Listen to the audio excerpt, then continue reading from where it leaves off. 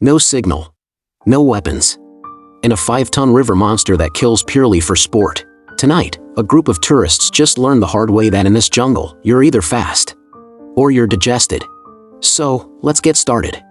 It all starts at a local bar, where Hina and Sistine are catching up on life. Suddenly, Hina is approached by a smooth-talking guy named Rigo. He offers them an exclusive alligator watching tour, throwing in a massive discount to sweeten the deal. Completely sold on the idea, Hina falls for the pitch and books the tickets on the spot. But Sistine isn't on board at first. She is dealing with the crushing blow of just being fired from her job. Despite begging her boss for another chance, she was coldly dismissed. When she confides in Hina, her friend comforts her. Ultimately, Hina convinces her that a wild alligator safari is exactly the distraction she needs. The next morning, Rigo pulls up outside the girls' building. And they aren't alone. Joining them is a small family, a woman named Sally, her son Mike, and Mike's grandfather, Tim. Soon after, another girl named Diana joins the crew.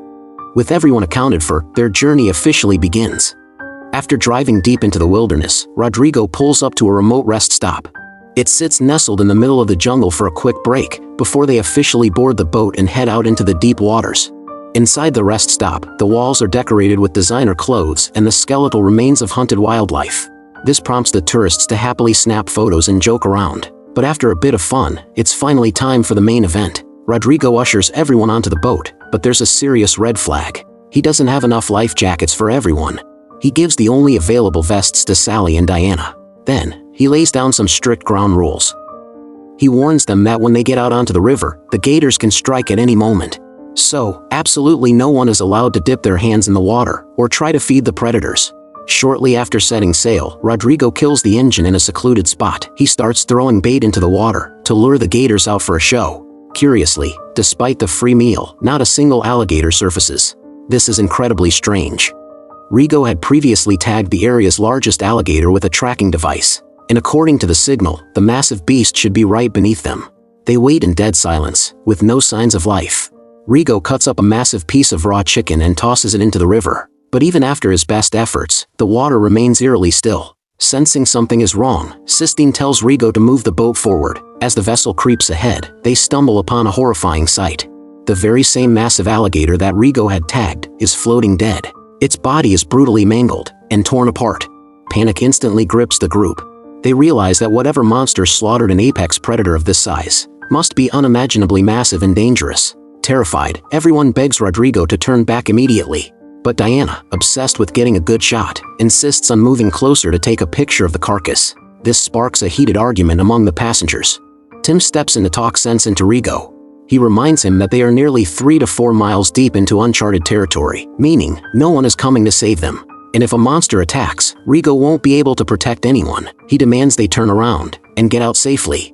Agreeing with Tim, Rodrigo starts steering the boat back, but just as the vessel turns, boom, something massive slams into the hull from deep below. It flips the boat entirely, throwing everyone into the murky waters. Scrambling in pure terror, the passengers manage to claw their way onto the overturned hull. Everyone, except Rigo.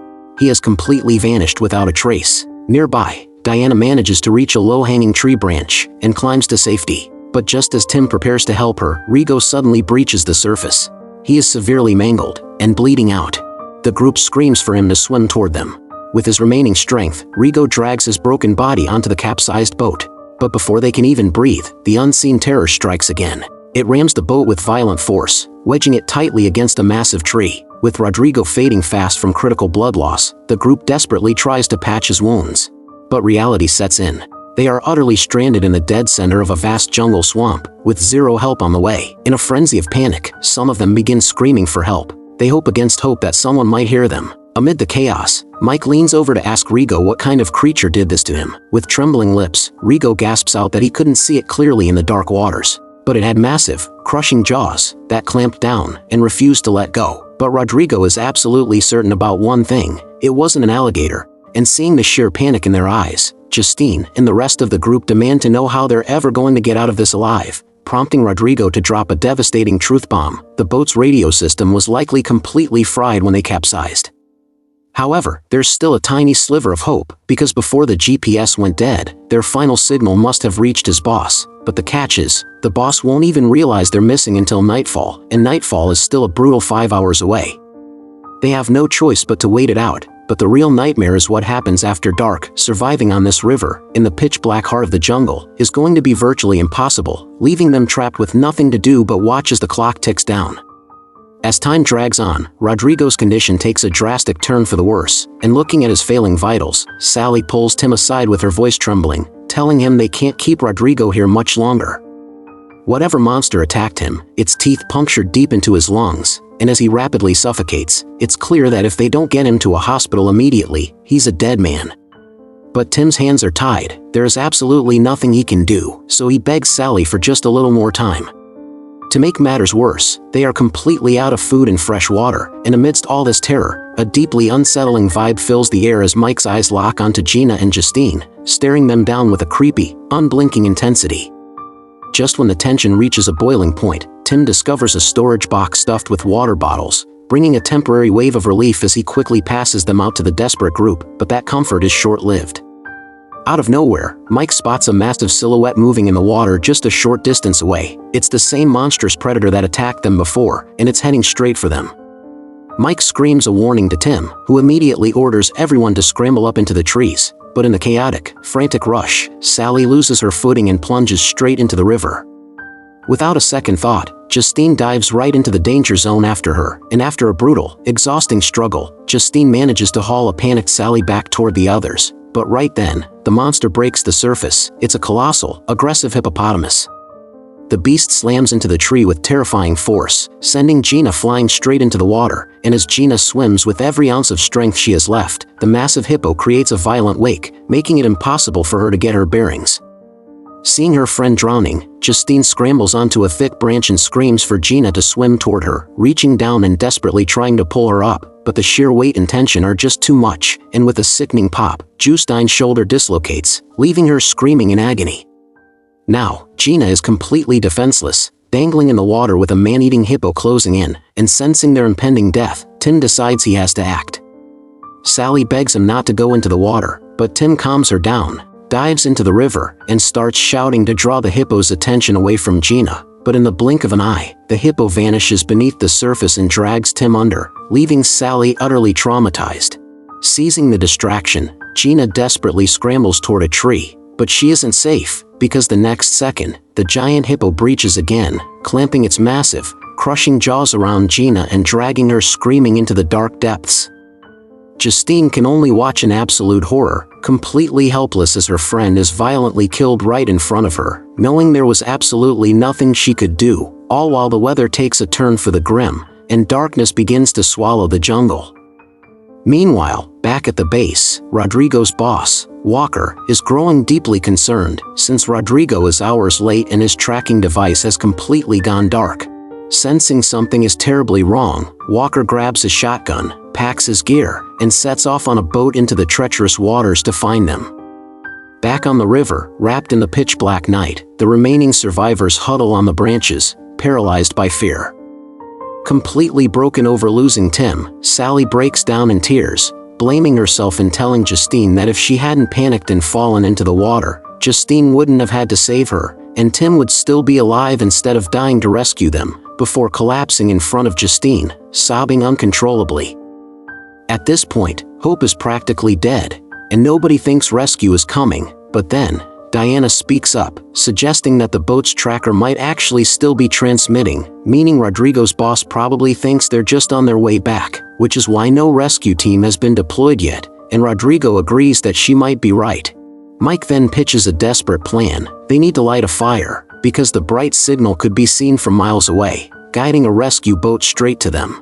Diana adds a chilling catch to the plan, explaining that while the fire burns to distract the hippo, someone needs to swim down to the sunken boat and check if the tracking device is still functional, because the fire will draw the beast's attention, making it the safest window to move. But the terrifying question remains, who is going to risk their life and dive into those monster-infested waters? Rodrigo immediately opts out, stating his gruesome injuries make it impossible, and hearing this, both Sally and Mike flatly refuse to risk their skins.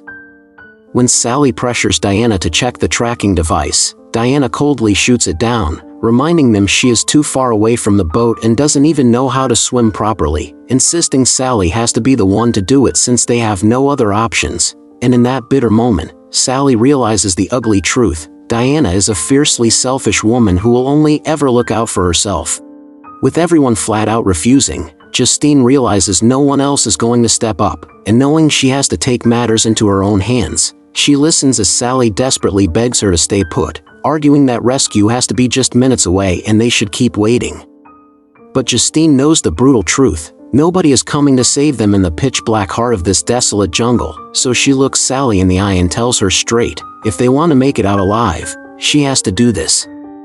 Mike quickly steps in to help, grabbing a fuel tank and splashing gasoline across the water before sparking a massive perimeter of fire around the capsized boat. But before she dives, Rodrigo drops a crucial warning: as long as the flames are burning, she's safe, but the absolute second the fire dies out, she becomes bait. Justine nods, telling them to scream the moment they spot any movement in the water, and taking a breath, she plunges into the murky depths. Swimming beneath the overturned hull, she clicks on her flashlight, only to come face to face with the lifeless body of her friend, Gina, drifting in the current. But swallowing her grief and horror, Justine forces herself to focus on the mission. Suddenly, Mike breaches the surface right beside her, refusing to let her risk it alone, and together, they scramble onto the top of the hull. Justine searches the wreckage and manages to retrieve Rodrigo's phone, handing it over to him, where Rodrigo explains that the crucial tracking software is loaded right onto this device, meaning if the phone dies, the tracker dies with it. But if he can force it back to life, his boss might finally get their location, and after some frantic troubleshooting, Rodrigo manages to reboot the phone, firing the GPS signal back into the grid. The signal hits Walker's tracker instantly, and miles away, Walker sees the blip activate and immediately shifts his course toward their exact coordinates.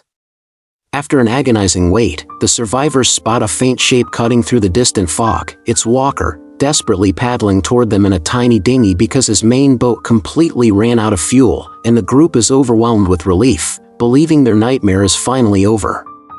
But the moment Walker arrives and sees the bloody, shredded remains of their boat, sheer panic sets in. Trying to calm him down, Rodrigo explains the horrific reality: a monstrous, rogue hippo has already slaughtered 2 of their people, and he's bleeding out from the exact same attack, making the situation dire since Walker's boat is dry, and the backup fuel he trusted Rodrigo to keep is gone. Making a split-second executive decision, Walker loads everyone into his small dinghy to ferry them back to his stranded vessel, but the crushing stress breaks Diana's composure. Exploding with rage, she blames Rodrigo's sheer incompetence for the entire catastrophe and aggressively grabs him by the collar, prompting Mike to step in to break up the fight, but in the chaotic scuffle, he loses his footing and plunges backward into the river. In a heartbeat, the massive hippo breaches the surface, crushing the life out of Mike before anyone can even scream, and Sally watches in absolute horror as her son is violently murdered right in front of her eyes, utterly powerless to save him. Realizing the beast won't let them escape into open water, a shaken Walker rows the survivors back to the relative safety of the overturned boat, where Justine, shivering, asks Walker why a herbivore is relentlessly hunting them down. Walker explains that hippos are fiercely territorial. They don't hunt for food, they kill to eliminate threats to their domain, and right now, they are trespassing. Holding up his shotgun, Walker tells them he has the only weapon, and if anyone sees so much as a ripple, they need to call it out instantly. But the grief of losing her son completely shatters Sally's sanity, and without warning, she leaps straight into the river, frantically swimming into the thick, blinding fog to search for Mike's body, vanishing from sight within seconds. Walker knows she's drawing the monster right to them, intending to use her as bait to get a clean shot when the hippo surfaces, but the beast outsmarts him. The massive hippo erupts from the water directly behind Walker, launching a brutal ambush, and in a desperate act of bravery, Rodrigo lunges forward and drives a heavy tranquilizer dart deep into the hippo's thick hide. The drug hits the beast's system, and it drags a screaming Walker down into the dark water, but miraculously, Walker fights his way free and crawls onto a muddy bank, severely mauled but alive. He shouts out for Rodrigo, only to be met with a devastating silence. Rodrigo has succumbed to his massive wounds and passed away. Catching his breath, Walker calls out to Justine and Diana, telling them the tranquilizer will have weakened the beast, making this their absolute last window to escape, so he instructs them to splash violently in the water to keep the hippo distracted while he makes a run for the dinghy.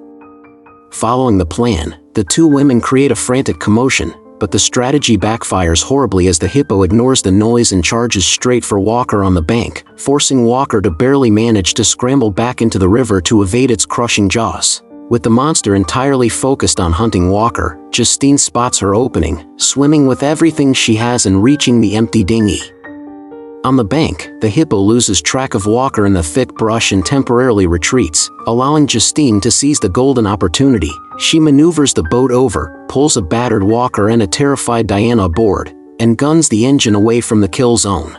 As they flee, Justine spots Gina's backpack floating on the water's surface, hauling it in and zipping it open to find a stash of salvaged rations. And as she passes the food to a starving Diana and Walker, but the nightmare isn't over yet. Walker is the only one who knows the way back, and the pitch-black jungle night has left him completely blind to the river's treacherous path, prompting Justine to hatch a brilliant plan as she fires up the night vision mode on her camera, giving Walker a clear, illuminated view of the river ahead. After navigating through the dark for a while, a decrepit, abandoned house looms in the distance, and knowing that staying on the open water after dark is a death sentence, the trio scrambles ashore and heads straight for the structure. Inside, they frantically scour every dark corner, hunting for fuel or anything they can ignite to send out a massive distress signal, but instead of supplies, they stumble upon a dark, sickening secret. This house was a black market poaching facility, used to cage wild hippos and slaughter them for overseas meat. Horrified by the discovery, Walker declares they need to burn the entire compound to the ground, because a fire that massive will serve as a beacon no rescue team could miss. But suddenly, the heartbreaking cries of a baby hippo echo through the halls, pinned beneath a heavy, collapsed cage. But before Justine can even take a step toward it, the monstrous rogue hippo erupts into the room, launching a ferocious attack. Shrieking in terror, the trio sprints deeper into the house, slamming a heavy door behind them, and since they are cornered, their only shot at survival is to torch the place immediately so the smoke can guide a rescue chopper. Walker frantically hunts for combustibles while Justine and Diana search for accelerants, and after a desperate search, they strike gold, a massive drum of industrial oil. Recognizing the stakes, Walker turns to Justine, telling her she is the fastest among them, meaning she will light the fuse and run while he and Diana wait at the boat. But before the plan can even be set in motion, the giant hippo bursts through the walls, violently scattering the group, and in a shocking act of cold-blooded betrayal, Diana grabs Justine, sprints into an adjacent room, and barricades the door, leaving Walker completely exposed. Alone and weaponless, Walker is brutally cornered, and the unstoppable beast crushes him to death under its massive weight. Even with Walker gone, Justine and Diana are trapped in a living hell, and as the sounds of splintering would echo through the room, the hippo begins battering down their door. Thinking fast, Justine lays out a high-stakes strategy, telling Diana that the second the monster breaks through, they must run in opposite directions, so whomever the beast chases will act as the decoy, giving the other a clear window to bolt for the boat. The door gives way, the hippo charges, and the girls split, with the monster locking its sights dead on Justine. Taking advantage of the distraction, Diana bolts for freedom, but in her frantic, blind panic, she takes a nasty spill from a high ledge, horribly fracturing her leg. Meanwhile, Justine plays a deadly game of cat and mouse, leading the colossal beast on a wild chase straight toward the oil drum, and timing it to the absolute perfect second, she sparks the fuel. In an instant, a massive wall of fire engulfs the hippo, spreading wildly until the entire house is transformed into a raging inferno, allowing Justine to burst through the exit just in time, drawing a breath of fresh air. Nearby, a crippled Diana is dragging herself through the dirt, and as Justine catches up to her, she urges her to climb on top of the heavy iron cages where the fire can't reach them, arguing that they just need to wait out the rescue team. But a stubborn, selfish Diana refuses to listen, crawling away toward the boat alone, which proves to be her final, fatal mistake, as out of the shadows, a second massive hippo emerges, crushing the life out of Diana in one swift, brutal strike. The new predator turns slowly, its glowing eyes locking onto a defenseless Justine, but armed with nothing but pure instinct, Justine makes a brilliant, empathetic move.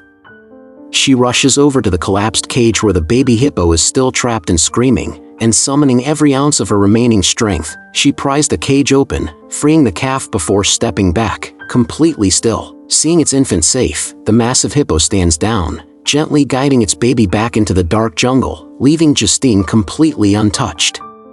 As the flames consume the poaching house, the massive inferno finally catches the attention of a rescue helicopter circling above, and spotting the beacon, the chopper descends, as Justine screams for help while the rescue team hoists her to safety.